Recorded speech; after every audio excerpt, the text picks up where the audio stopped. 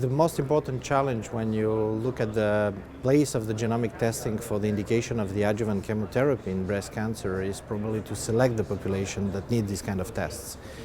We have several parameters. One of the parameters are clearly pathological one regarding the size of the tumor, the biologic grade of the tumor, but also the lymph nodal involvement.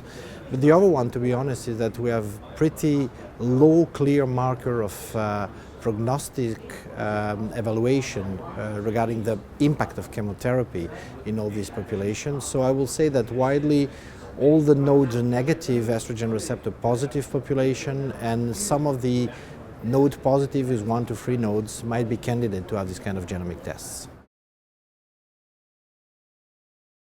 On the other part, there is a proportion of patients who clearly do not need to have a genomic test. Some small tumors, very endocrine sensitive, let's say less than 1 centimeter or 5 millimeters, with no nodal involvement, with very low grade, are clearly population that do not have indication, and this population probably do not need genomic tests.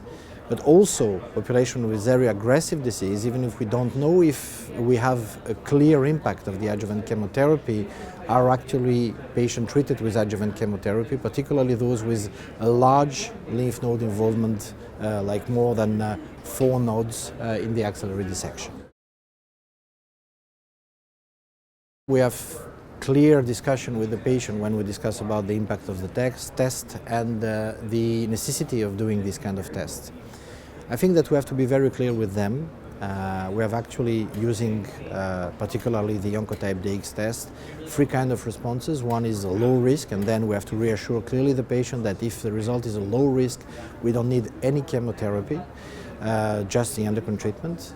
The second extreme is the high risk. Then also we have to clearly state with the patient that in the high-risk population there is a clear demonstration that chemotherapy makes difference regarding the risk of relapse, and that this is an important information for the patient, knowing that there will be an impact of the chemotherapy.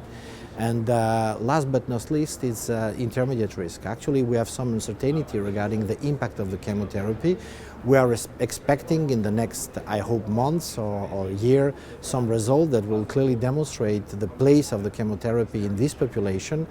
Actually, when I have this kind of result, I just anticipate with the patient the possibility that if it's an intermediate risk, if the intermediate score is pretty close to the low risk population, then we will not probably give chemotherapy. But if we have any doubt, then we will move on and consider that it's a high risk population and that might benefit from chemotherapy.